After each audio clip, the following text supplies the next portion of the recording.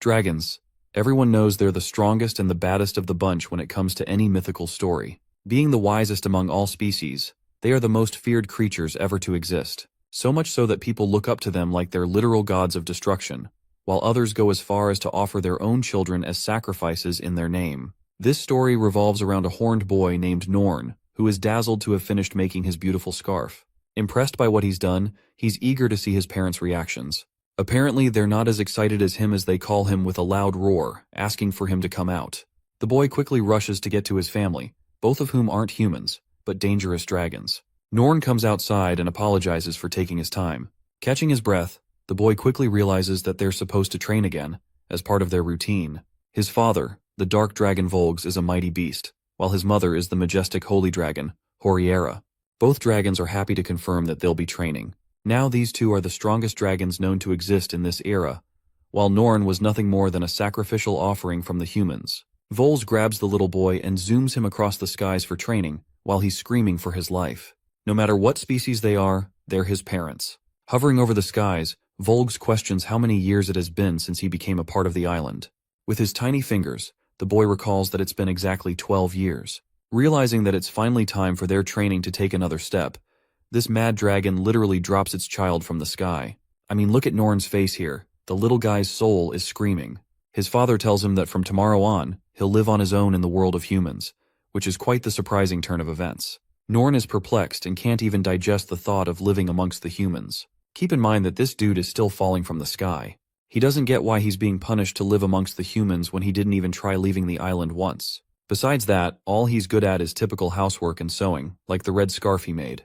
There's also the traumatic training he went through with his father, acquiring some of the breath attacks of dragons. Then he learned many things from his wise mother, who taught him dragonic language magic too. Bro is falling down and complaining about his upcoming new life. He still thinks he's not ready for the things he's learned. Norn plummets the ground with a large quake, which makes me feel like this dude goes through it every day. As he picks himself up from the ground, he can't help but confess how humans are so strong and capable they can severely damage even the dragons. That's why, despite being the son of mighty dragons, he's afraid of going into a territory where humans with monstrous abilities exist. He whines and begs his father to let him stay on the island for a while longer, but the dark dragon is ruthless in his calling and roars him shut. His mere roar incinerates the ground and cuts past the hill right next to Norn, making him realize that he nearly fucked up.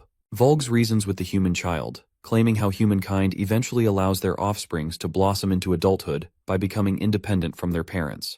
With that in mind, the dragon believes that Norn will be alright navigating by himself in the human world. But Norn can't bellow or digest the thought of becoming independent by himself. It's not like he has a choice though, since his parents have already figured out what's best for him. The dragons decide to help him prepare for his journey. They want to offer him a valuable object that they stole from God a very long time ago. It's called the Otherworldly Bag, and it basically has infinite storage capabilities. Volgs also gives him a mighty sword that was so strong it hurt him in a battle a long time ago. The weapon is named the Excalibur, the mightiest of all swords. With his luggage prepared, Norn still can't stomach the fact that he has to leave like this, but his dragon parents seem to be okay with his absence. He tries to see if they'll let him stay, and it turns out both of them are just unwilling, leaving this poor boy on his own. Norn thinks for a moment and tells them to wait for a moment. He comes back with a beautiful red scarf that he made for his parents, as a means of showing them respect for the way they have treated him. He doesn't have anything else to offer besides a cute smile, thanking the dragons for raising him and looking after him all these years. His gift paired with the boy's sincere expression is enough to even make the dragons start bawling in tears. They're equally as grateful for their son. Be that as it may, Volg still thinks it's not enough as kindness won't cut it against the humans. Humankind is mightier than the dragons, as they boast strength, tenacity, cunningness, and fear. Basically all of the things that would make Norn wet his pants. The dragons desire for him to become a man capable of challenging the evil humans as well as keeping in line the wicked dragons. That's the kind of strength they hope he masters, in order to become a man of great capabilities. But this little needlestick is intimidated by those expectations, if anything. He vows to do his best, no matter how hard it may be. As he's leaving on his own, his parents see him off from afar, wishing him well despite their tears. As he's journeying ahead, Volgs regrets that he's worried about Norn's lack of confidence in his abilities, while his mother wonders if they've been too strict in disciplining. Norn is flocking around while the dragons are wondering if he'll be able to survive on his own. Volgs expresses his own worries for his child, but let's be honest, why would they even send him if they were so worried about it? Anyway, Norn is torn apart but ultimately accepts his fate. Despite his fears, he descends down a cliff and decides to enter the human world. Traversing in the forest, he remembers the many times he has fended off dangerous monsters here, but now he has to leave everything. The little boy is scared for his life, especially when one monster stomps its foot from behind, startling him. Turns out it's not just one but a bunch of nasty-looking behemoths, all ready to feast on the little boy. Norn is reduced to a pathetic sight and makes a run for his life. He dodges a column of fire and remembers how he's been attacked by the same creatures an endless amount of times. Yet, these dangerous monsters were the closest thing he knew as his friends, even if they're trying to kill him. Norn is perplexed to find the monsters all gathered up today. He reaches a sudden realization as a battle ox takes a swing from behind. Its powerful swing is blocked with a single hand of this supremely powerful human. Norn is delighted that his so-called friends came to see him off and say goodbyes. He's grateful for them while the monsters are left stunned from his inhuman strength. Norn apologizes and decides to give everyone a farewell hug. This hug is unlike anything one would wish for, as Norn uses telekinesis to tear the ground apart through his command of dragon language magic. Activating the Earth Dragon's arm, Norn enters into battle. The scene skips over to his parents. Both dragons entrust in his strength and believe that the strength of their child will become so powerful that Norn will surpass even the mightiest of dragons. The boy has equipped his tiny arms with stronger earth gauntlets. Now he can reach all of the monsters for a happy hug, embracing them while he's afraid of the challenges he'll have to endure. The battle ox reaches for his head and grabs him, which Norn interprets as an act of love and affection. It's really sad how these monsters are trying to kill him, and yet, he thinks of them as his friends. In his excitement, he hugs them with his giant ass arms and knocks them all out. Norn realizes that he might have gone a little overboard with his strength, causing them to crash out. After that, he continues his walk. But then he notices the trembling and scared children of the monsters, and goes up to comfort them. But to those tiny little children, they view him as a monster, especially since he's just defeated so many of them, including their family. The raging ox dashes forth, threatening that the dangerous human might hurt its children. Norn senses its outrage and realizes what's causing the issue. He sees the children no differently from himself, as he too was treasured by the dragons. This little guy sparks a brilliant idea. He thinks the best way to take care of his fears of living alone is to simply have someone else protect him and care for him. So now, Norn is thinking about finding himself a really strong human, someone powerful enough to look after him. Thinking of his new scheme, Norn is fully confident that he can actually pull it off, that he can actually make everything work in his favor. The confused monster stares at him walking away. Norn flocks in the forest, believing that he should go ahead and search for the strongest and most capable human in the entire world, and see how they stack up to him. The goal of becoming a great man like his parents wanted stays the top priority, but nobody is stopping him from reaching that goal in his own way. Pondering about his goal, the boy comes to a final decision. With a smile carved across his face, he submits that he'll find someone even stronger than his dragonic parents, and take shelter under them. Norn searches far and deep for the human world. For him, traveling to the human world won't take more than half a day. So Norn starts pedaling his feet on water, running like the Flash, and excited to meet the strongest human in the world. Let's talk about human civilization now. There, a pink-haired warrior has just powerfully slain a dragon in cold blood. Going full speed across the ocean, Norn finally steps on human land. Seeing humans bustling in the city around him, Norn excitedly claims his mark in the human world. He's still fixed on his goal, devoted to finding a human even more powerful than his parents. Using them, Norn will become even stronger than before. However, a despairing observation sets in. He just doesn't know what kind of person could be classified as a powerful or strong human. After all, there's so many around them. Now Norn thinks that whatever person he picks must have a really strong and solid physique from their battles. But it still doesn't explain where he's gonna go searching for these guys. Just then, a shopkeeper granny calls out for the boy and asks if he's running errands. Norn nervously declines and explains that he's trying to look for a strong human.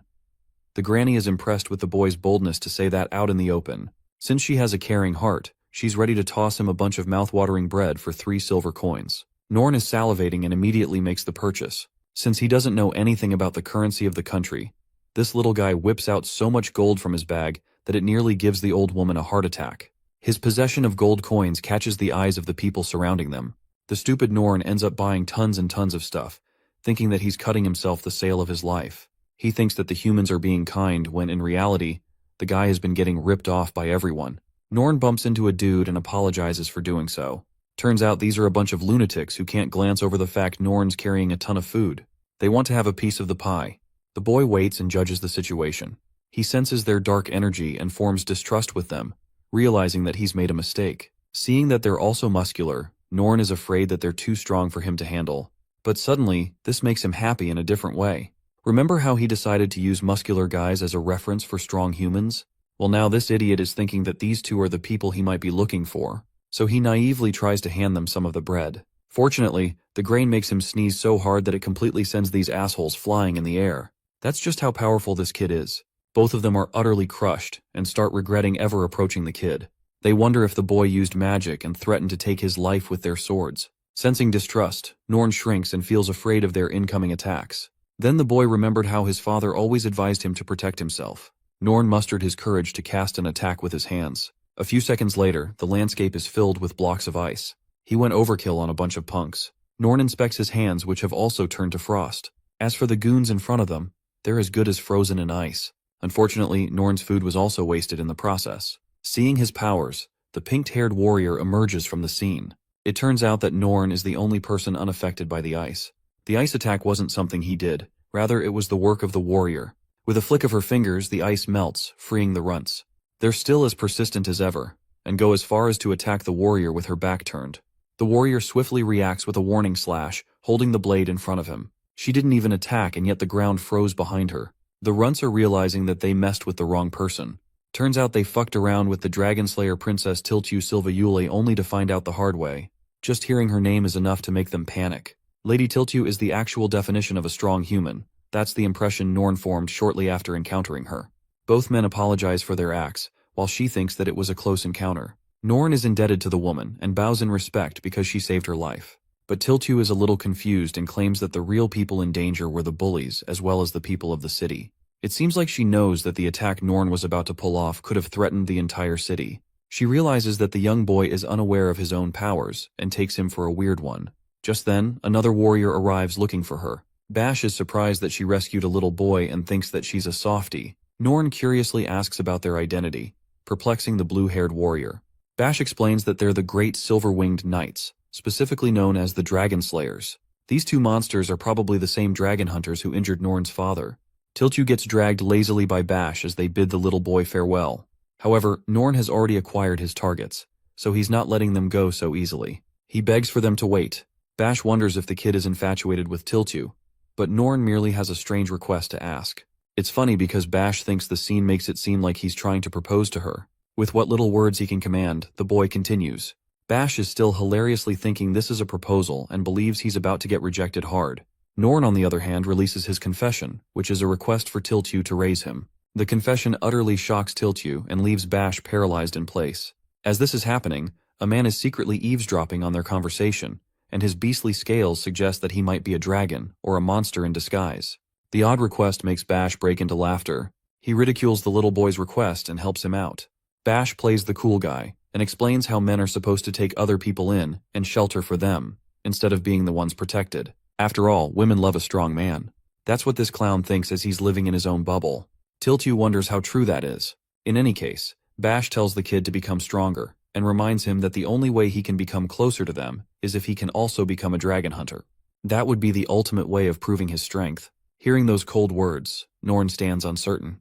It's as if he's been struck by lightning, but it also helps him become acquainted with the nature of humans. Now Norn has learned a valuable lesson, that helping isn't enough when it comes to humans. In order to show them that he's really capable of their time, he has to become even stronger than Tiltu, and he will do so by becoming a dragon hunter. Now that he knows this, Norn finds himself flustered, embarrassed for his bold and straightforward, careless approach. He's at a loss for words in front of the two knights. Norn strongly expresses that he will become even stronger and return to them. But then, suddenly, a strong wave of dark energy comes from out of nowhere, entrapping them all. Norn recognizes it immediately. It's the scent of a dragon. One monster creeps up from behind, right when Tiltu isn't aware. Norn comes out to protect her by placing himself in danger, allowing Tiltu the time needed to cast a powerful barrier, binding them in a cubical shape that levitates in the air. Unfortunately, Norn's sword as well as his prized ancient storage device is left behind without notice. The barrier floats up in the air, gaining a topical view of the city. Tiltu is still casting her spell, infuriated that their assailant used a cowardly surprise attack on them. Her top priority is to protect the safety of the city. She checks on Norn, who seems to be doing all right. More importantly, the young boy is dazzled by this human's command of brilliant magic. She's able to create air wall barriers out of the blue, signifying that she's truly a remarkable human. As for the ugly monster who dared to attack them, he was certain that his scheme would work to his benefit. Norn observes that this guy is a humanoid possessing a dragon's tail. This ugly composition can only be done by the illusionary dragon, who reveals its true form shortly afterwards. Since they're trapped in a dimensional barrier, the green dragon becomes whole and roars. Bash protects the boy and is pleasantly shocked that the dragon is capable of speaking a human's language. Bash protects the kid and helps him escape the young dragon's wrath. He's able to dodge the dragon's whip and counters with energy blasts of his own, just focusing on surviving. The dragon mocks him for running around and introduces himself properly. Lord Rival is a big-shot descendant of a legendary dragon.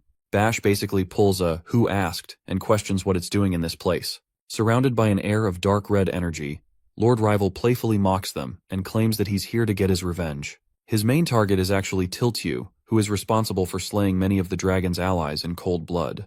The dragon weeps for its departed comrades, preparing a powerful dragon breath. It releases the beam in order to destroy the cruel human knights who killed innocent dragons without sparing a second thought.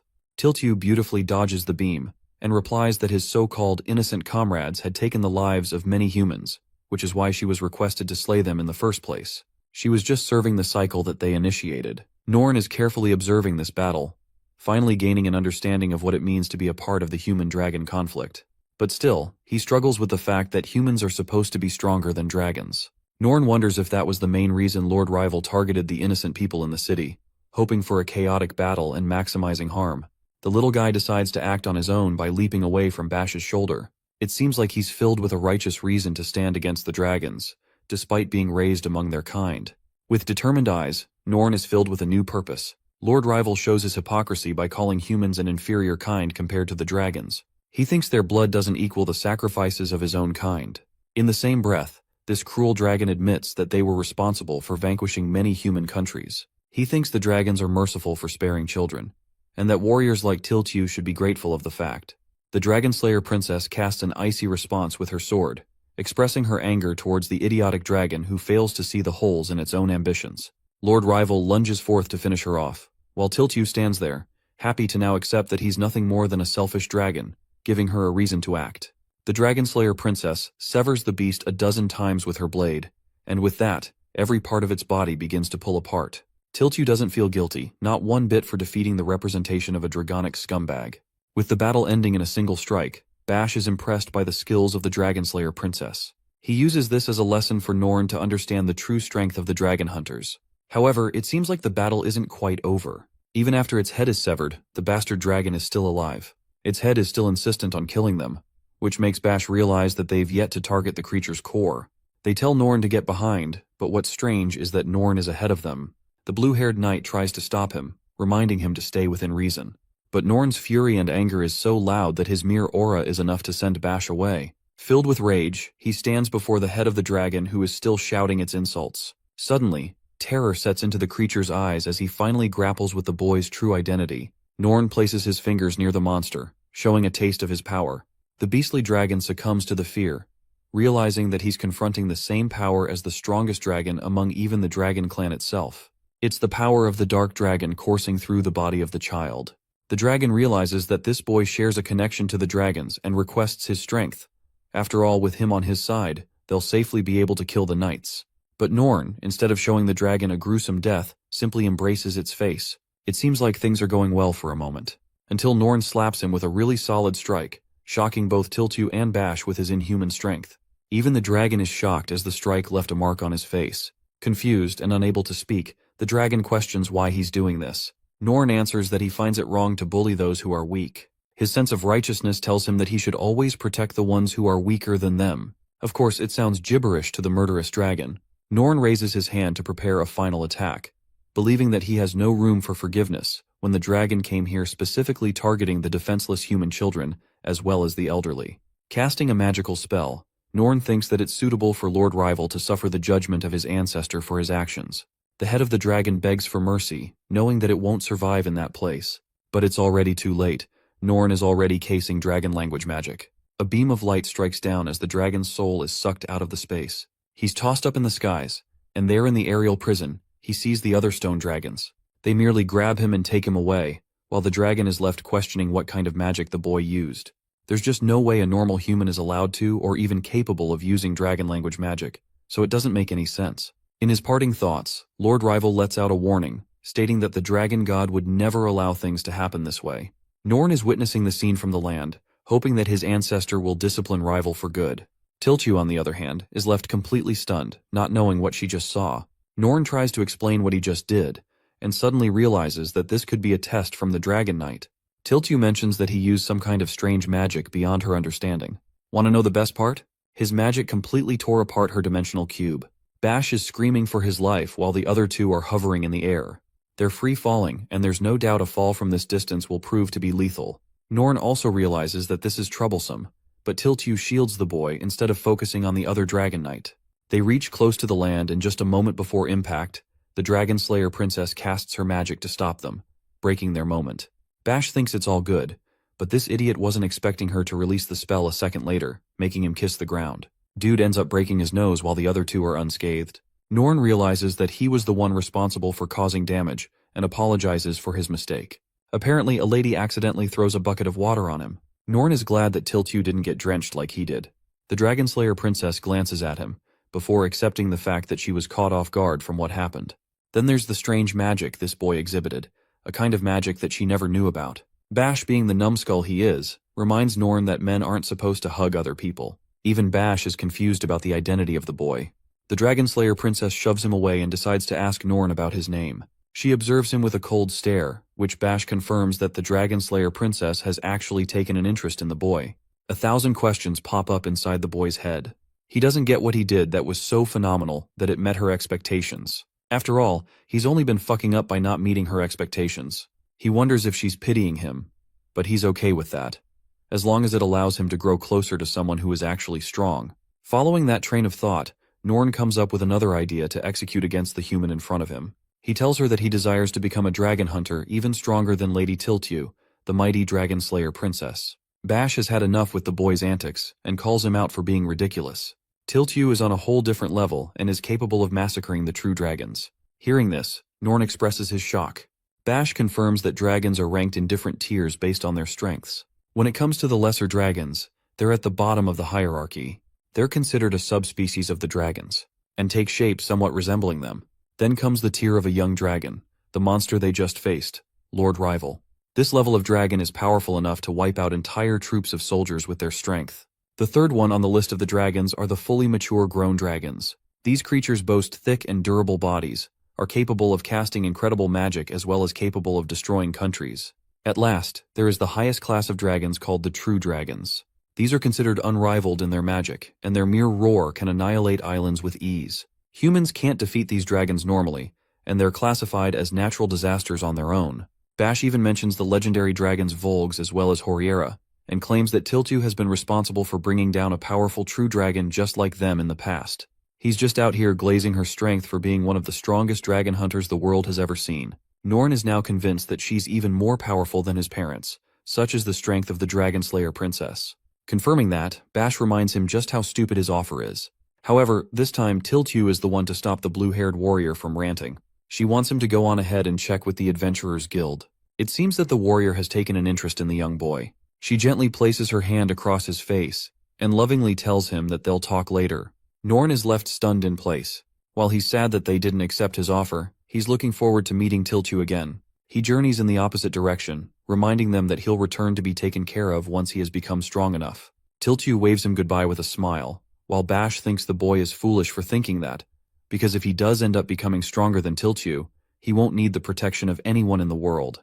Norn is still pacing ahead with his new mission of becoming strong enough to become recognized, to become worthy of being taken in. His first objective is to achieve the highest possible title among the adventurers, and for that, he's looking forward to stealing the spot of a dragon hunter. The scene shifts to a different location. A red-haired warrior has sensed the scent of a true dragon emerging from the west, the same location where the Dragon Slayer princess is soon to journey.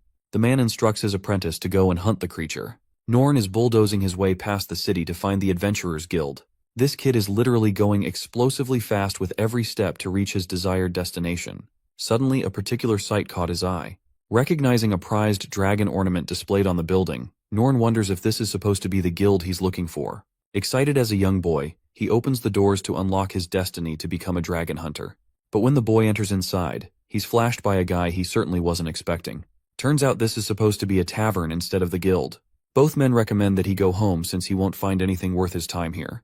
The steam coming from them makes the boy tremble. Norn is reacting negatively to a strong scent, knocking his senses around.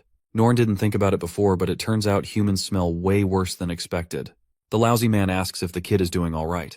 Apparently the stench is so bad that it makes Norn vomit out a ton.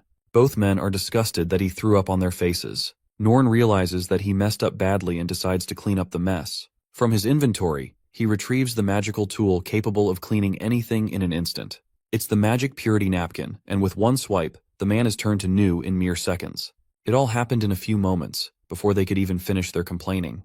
To them, it seems like he never threw up at all. That's how fast he was. Norn decided to make himself comfortable at the tavern. He learns about the receptionist's desk. The red-haired warrior is patiently observing him. The little boy comes up to the bar lady to ask for the receptionist's desk. He loudly proclaims that he doesn't want to become an adventurer and instead aspires to become a dragon hunter. He wants to become just like Tiltyu. His ambitious and bold announcement catches the attention of the surrounding adventurers. Shortly after, every single person there roars in laughter. The fact that he's so confident about becoming a dragon hunter, and one that is comparable to Tiltyu, is mind-boggling to them. The lady offers him a word of advice. She thinks that he may be overestimating his talents and going ahead of himself. After all, to become a dragon hunter, he first needs to become an adventurer, and then gradually build up his rank. Then in order to become a dragon hunter, he'll have to learn from one, and then pass strict tests to make himself worthy of the title. Norn is still delighted and thinks he should just become an adventurer first then. The lady confirms and asks if he's sure about doing that. After Norn confirms that he wants to pursue the job, she hands him out a form to fill out his information.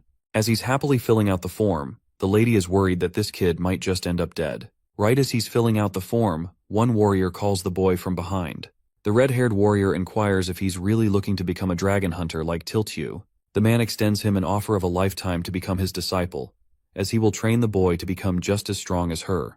Gurud's extensive offer to Norn surprises everyone, including Norn himself. Wielding a giant sword on his back and the perfect brooding body, this man is a steaming powerhouse to be reckoned with, and Norn can sense that from here. So if he does accept his offer to become his disciple, there's 100% chance he will surely become a dragon hunter and achieve his goal. Then he'll join the other dragon hunters like Tiltyu. The boy politely submits himself to Gurud. The receptionist lady has to warn him that while this guy may be a big-shot dragon hunter, he's currently not in service. Gurud probably claims that he's powerful enough that he no longer needs to go job hunting. What's more is that this same dude is responsible for training Tiltyu, which dazzles the young boy who is aspiring in her footsteps as well. Some people have a grudge against Gurud, since he left Tiltyu to herself and went on his own way. However, Gurud is in the mood to show Norn what he's truly capable of and tosses a stone in the air. The stone is instantly slashed into a clean cut with his weapon. It may seem like a simple feat, but Norn explains that Gurud struck the object with divine precision. Norn couldn't have pulled it off himself. The lady is bored to death because Gurud is apparently a one-trick pony with his demonstrations.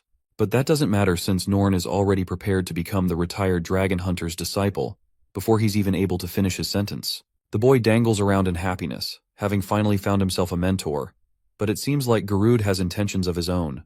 He approached the boy for the magical tools he possesses in his arsenal, not to mention the loads of cash he has on his hands.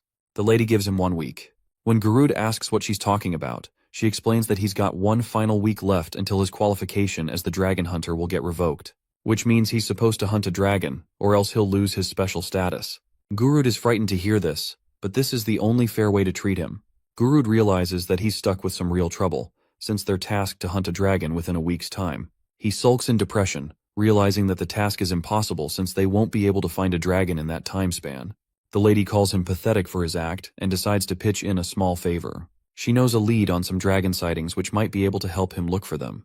Gaining his interest, she explains that there have been a bunch of creepy rumors roaming around the city, mainly because of wandering zombies. It's only been recent, but in a town close by, there have been a number of reports of corpses wandering around and chanting words of misery. They're just like zombies in excruciating pain. Word has it that it is caused by a special dragon, as there have been sightings on the shadow of a winged monster. While these two stories seem to be different, the lady thinks it might be connected. Be that as it may, she's got zero confidence in this lazy fart and thinks he'll flunk the case. But Gurud is ready to rumble since he's got no choice. He's ready to hunt the dragon and return. That's how the boy met his first teacher. Shockingly, Gurud claims that he's not the one who's going to hunt the creature. passing on the responsibility to his newest disciple. Out of there, Garud inquires why he's so interested in becoming a dragon hunter, since kids aren't supposed to have unrealistic expectations set so high. The boy wants to tell him but realizes that he shouldn't say he's looking for a strong human. Instead, he chooses to lie and use weakness as his reason to become just as strong as Tiltu. It's a claim that Garud immediately scouts as a lie and accuses the boy of hiding something from his master. Norn is rather caught off guard by the sheer abilities of this man, as Garud seems to possess the magic eye, a power that is capable of cutting through all deception. With no excuse left, Norn is impressed and decides to spill the truth. However, Garud has changed his mind and wants the boy to be at ease since he's disinterested. The guy thinks he probably likes Tiltu's beautiful looks or something, and he couldn't be more wrong. Norn sees this man as someone possessing an open and considerate heart for others' feelings. Norn addresses his master and inquires if their mission is to go find the dragon right away. The man tells him that there's no point rushing the process, since they should begin with a strategy meeting back. Norn is excited to visit his master's home. The boy is utterly speechless when he sees that Garud owns a mansion. But then the funniest part comes. Turns out Garud lives in a small house just next to the mansion. The little guy's expectation went to shit immediately. Inside, Garud has kept his house a stinking mess of a place. Norn is shocked that his master doesn't have a mansion to himself. Garud decides to use this moment as a very important lesson for the boy, and boldly reminds him that money means nothing to a man's strength. Fired up, the retired dragon hunter tasks the boy with his first mission. Norn is excited and ready to rumble. His first task is to clean the entire place down, and within mere seconds, the boy gets it done using his magical napkin. The next thing is hunting for some food, but there are no problems in that department, since this kid unleashes a fuck ton of food from his bag. This sleazy dragon hunter is shocked by his incredible agility. He tells Norn to move around a bit so he can judge his movement. Norn goes all Dragon Ball Z with his lightning-fast speed and literally soars in the skies with his wings. This is a problem, and Garud's resting bitch face is enough to prove that. Norn descends with his wings, happy to receive his master's report regarding his performance. Garud has a really hard time trying to explain this. Dude needs a cigar and tries his best to downplay the kid's brilliant performance. He uses every cell in his body not to give him a compliment. Garud asks where he came from, and when Norn explains that he came from the Goliath Island, he spits out his damn drink. Garud is literally sweating bullets now. That island is the same place where the legendary dragon hunter Valzar faced against the dark dragon Volgs, as well as Horiera. Norn blurts out that he's actually their kid. With every passing second, Garud's face is turning to shit. He can't find it in himself to stay calm after hearing the absurd words coming out of the boy's mouth. After all, it doesn't make sense that the kid's parents are the strongest dragons in the entire world. But when he sees Valzar's legendary holy weapon, the Excalibur, as well as Norn's out-of-the-world abilities, it's not completely unbelievable for Garud to accept. He has no idea what he should do. He could kill the boy, or run the fuck away from him. But then this sleazy retired fart decides that he's just stumbled on a lottery ticket. After all, he can use this kid to hunt all of the dragons for him, without doing any of the work himself. Garud plays his part, and downplays Norn's jump from earlier, claiming that the boy is still inexperienced in his training. He points to the boy's feet, blaming Norn for killing the little mouse with a sudden takeoff. Rest in peace, Mr. Mouse, you will be missed. Garud tells him that he's lacking extreme control of his strength, but he can help the boy achieve that. Trapped by his words, Norn begs for his master's approval in the hopes of receiving his guidance. It's exactly what this redhead bastard wanted, since he's going to use the boy to hunt dragons wherever they are. This way, this idiot will be able to pay off his debt as well as enjoy the reigning wealth. And now let's transition to a different place, a more bloody setting. An innocent man has just been terrifyingly murdered, begging for the last bits of his life. But his assailant is a man of principle, and since the man owed him 10 gold coins, he's more than happy to cover the amount by selling the man's organs. What a chilling scene, as he collects the man's heart in his storage full of them. This scumbag is hoping to enjoy his business by selling the organs collected. The man realizes that he's approaching death, but it turns out this man is even more of an evil villain than I thought. He's prepared to heal this dude every single time he rips his organs out. That's what he does to prolong the man's endless suffering. With a touch of his fingers, the man's organs have been repaired. How scary that is. As the scene comes to an end, we see many different hostages in the same situation. Blood spilled on the floor, all of them begging for the release of death. But this mad bastard has no plans of stopping, and decides to spill some brand new information on the crew. He shows an illustration of Norn, who is a new kid in town with way too much gold on his hands. Everyone knows the boy became Garud's apprentice. The man commands his slaves to stand up and target Norn, as this might be their one chance to finally pay off their debts. And that's how these mindless zombies are created, mumbling nothing but the talk of money and their endless pain. This psychopath has created his army, and he's ready to use them to retrieve even more money, even allowing them the chance to kill both Norn and Garud if they like. Norn is munching on his food while Garud is left utterly stunned. This kid eats more than Goku does in one sitting. All that food from earlier has been reduced to dust, because Norn has taken an intense liking to human food. Garud, on the other hand, thinks that the kid is severely abnormal for an infinite appetite. He's confident that the kid is capable of beating dragons. The boy's master wants him to work for the food that he just ate, when suddenly they both hear a knock on the door, catching Garud's attention. Norn doesn't know what's going on. While Garud is suspicious who could be approaching them at this hour, the naive little boy stupidly approaches the door while Garud warns him. Suddenly the door breaks open by an angry fellow who has been hunting for Garud. Turns out that these guys are the ones this jobless sword clown borrowed his loans from, and they're here for their payment in kind. They also came here because of the loud rumors of his apprentice Norn. They're wondering where the boy is. Unfortunately, Garud has to point to the door to show them that they're literally stepping on that kid.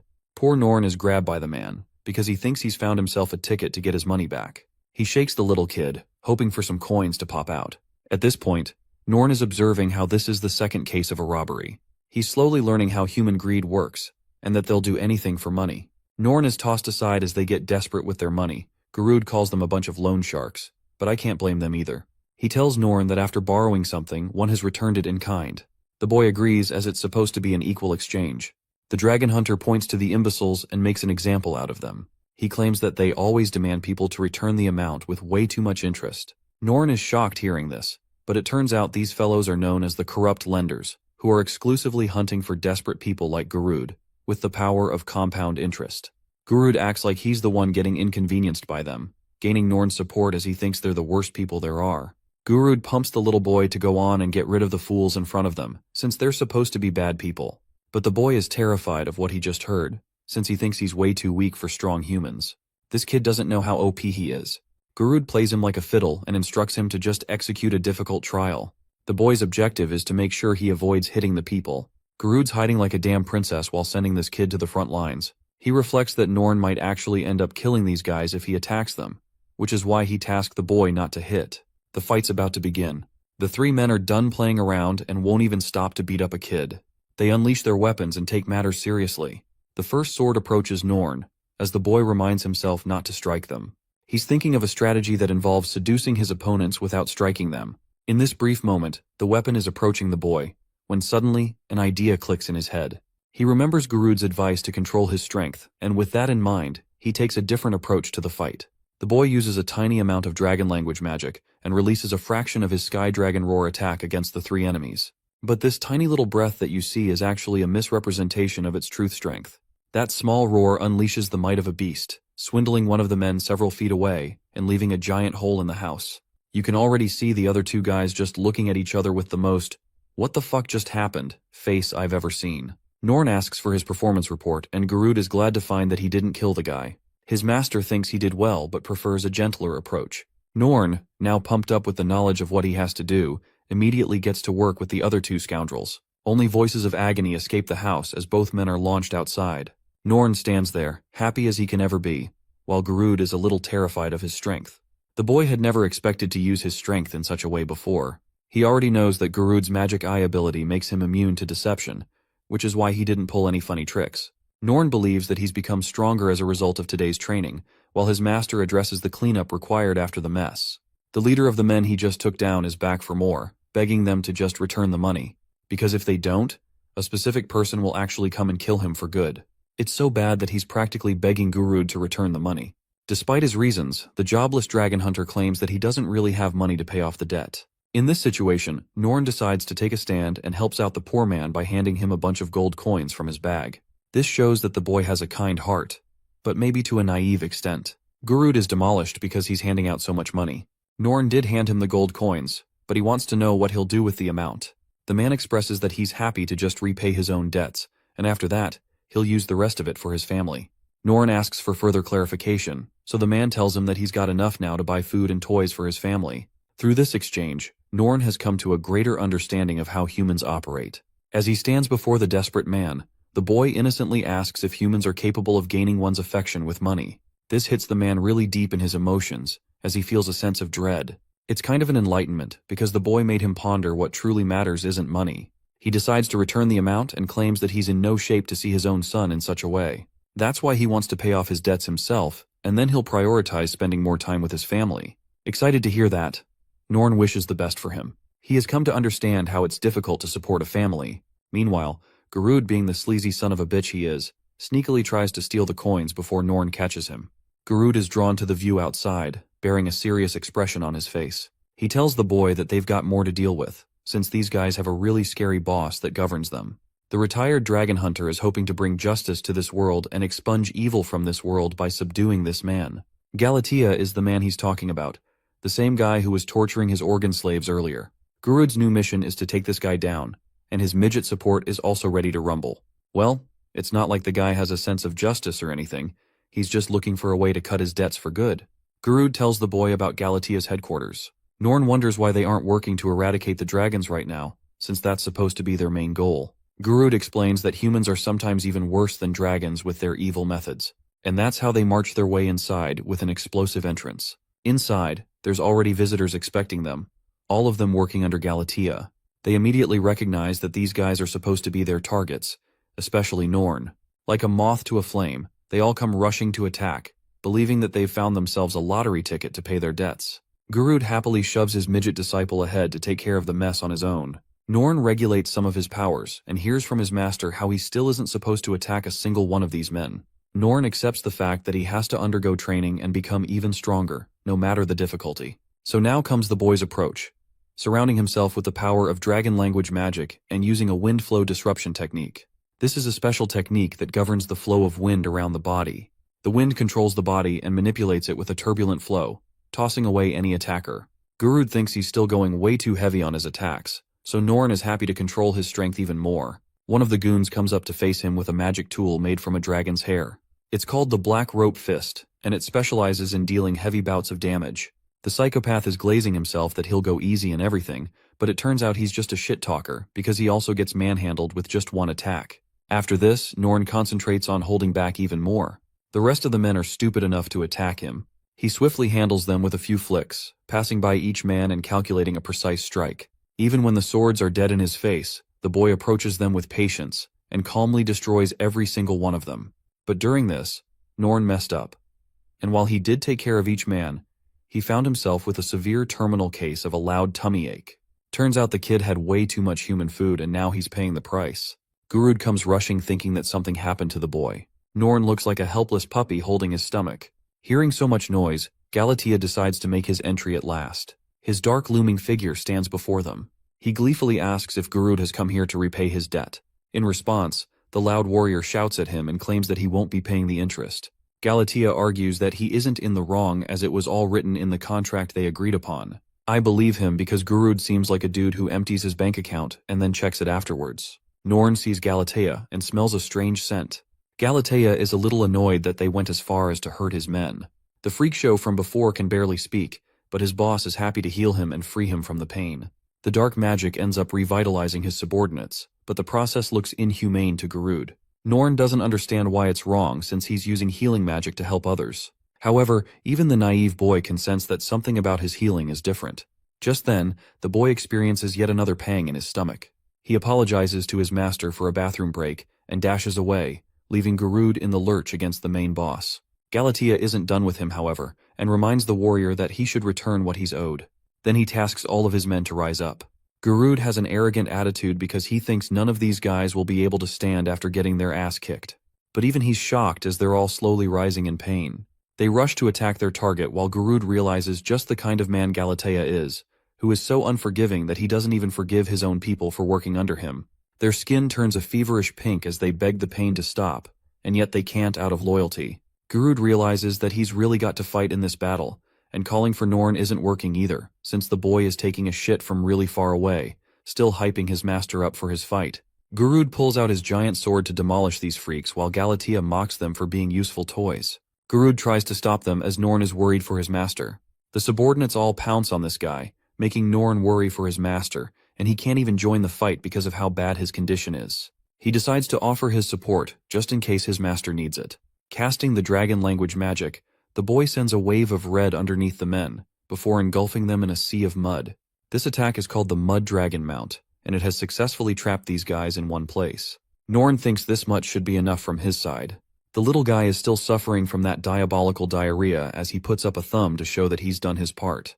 Gurud is happy and prepares to target Galatea, who no longer has the support of his men. Galatea is pleasantly surprised to discover just how powerful this little boy is. One of his men is thanking his boss for saving his life. But it turns out, Galatea isn't that kind. Instead, he's looking for an immediate repayment with the man's body. This guy literally ragdolls him like a damn weapon, waving a literal human as if he were a sword. Gurud grows sick of his methods, while Galatea flings the human around like a nunchuck, calling him nothing more than a weapon. Gurud dodges his attacks one after the other as Galatea explains just how durable humans really are in their bodily compositions. Their bones paired with flesh makes a perfect organism, which won't break with ease. And if they do, he can always mold them back into place, just like how he's doing with his current toy. He releases the human like a projectile while Gurud blocks his attack, realizing that this guy is a real damn villain instead of being a shark boss. What's truly surprising is that he seems to be an opponent not even Gurud can win against. In fact, he's clinging to the hope Norn will come back soon. After all, he doesn't want to imagine the nightmares he'll go through if Galatea gets a hold of his body. The fear succumbs him, but the courage of a dragon slayer keeps him tied. Gurud knows he has got to hunt the dragon so he can't give up. Galatea happily tosses the human away, bored with him already. Next, he grabs another one as a replacement. Gurud is mustering up his courage, and all for what? This guy just runs away like a clown, surprising even Galatea. Gurud doesn't care for the human lives that are begging for his help. He thinks that they have to answer for themselves by taking on the debt, deeming them as people who are worth less than saving. Gurud's hypocritical monologue is interrupted by a flying human coming at him full speed. His brain is telling him to just dodge no matter what, but he realizes that if he dodges, he'll leave the innocent man in even more pain. So he tanks the full blow of Galatea's attack, saving the human's life in the process at the cost of injuring himself. Gurud releases him, as the man Endless expresses his gratitude to his savior. Remembering his old days, Gurud has reawakened his fighting spirit. With his trembling hands, he takes out his heavy blade and plunges it into the ground, remembering that he's a dragon slayer. Norn's stomach is back to normal, while Galatea has a really funny reaction to this. He's just laughing at how weak this dragon slayer is, even mocking him for falling unconscious. Galatea transforms and mocks the human for thinking they could hunt dragons. He's decided to go full force and rip the weakling of a dragon slayer apart. As he's about to attack him, Norn steps forth with a powered-up fist and shoves it right in Galatea's body with so much force that he's nuked away. Norn still has a positive impression of his master, and tells Gurud that he's all fine now. Norn's attack just now has left a hole in the wall, going as far as to put down trees in the forest just to absorb the impact. Galatea from afar casts dragon language magic of his own, making Norn realize that they might be in trouble. Galatea activates Lizard Eye, an attack that morphs the surrounding humans into stone. Even Norn's body is taking the effect. Galatea has revealed his full transformation, and claims that anyone who comes in contact within his sight gets turned to stone. Basically, it's an overpowered version of Medusa's magic, since you don't have to make eye contact. The stone dragon stands before Norn, and was the real answer for the strange scent he found earlier. Norn turns to his master, and realizes that this dumb bastard got turned to stone as well. What's really funny is that Norn thinks Gurud allowed himself to get hit on purpose, so the boy could have the chance to fight instead of him.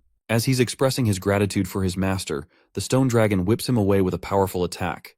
Galatea thinks he's quite strong for a human, forcing himself to use dragon language magic. As for Galatea's subordinates, some of them are experiencing the horror of his real face.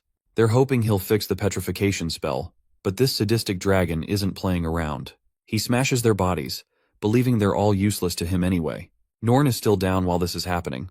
He hears the cries of the people, and questions Galatea why he's inflicting so much pain to his allies. The cruel, merciless stone dragon couldn't give a crap about what he thinks. He calls the boy naive for ever thinking that a dragon like him could ever accept a lower-class species. To him, they're just ants, basically. Norn understands now as Galatea comes rushing forth to attack him again. He's been meaning to ask the boy a question regarding the recent rumor of a boy being raised by the legendary dragons. His fist connects with Norn's face, as he thinks that their act of concern for the human child has been nothing but a display of their pet mentality. The boy ignores the physical pain of the punch and instead digests what he just heard. Galatea strikes him down again, reminding the boy that his parents just found a pet to play around with, and took him in because of their personal interest. He also thinks that their infatuation with him eventually faded once he grew up, which led the dragons to discard the boy. Those exact thoughts are conflicting with Norn's mind, as he reminisces about the past. The stone dragon sharply manipulates Norn's understanding of the story, and continues bashing the boy with his powerful punches. By now Norn is on the ground, defeated. The stone dragon doesn't even want to deal him the killing blow and walks away. However, when Norn stands up again, Galatea is agitated and in the mood to kill him for good. Unleashing a ferocious punch, filled with his belief of the dragon's superiority, Galatea lunges to finish off Norn. But this time something happens. The boy blocks the attack, demanding that the bashful dragon shut his insolent mouth. For the first time, we see an angry Norn, and when he releases his punch, it only takes one to send the dragon away. Galatea is surprised that he's wrapped in a weird magic barrier. The barrier sent him flying forward with momentum out of his control. Now, Galatea really doesn't have a way to dodge, so he chooses to prioritize blocking with his body. Norn, on the other hand, filled with his anger, prepares a devastating punch and sends it roaring with his full might.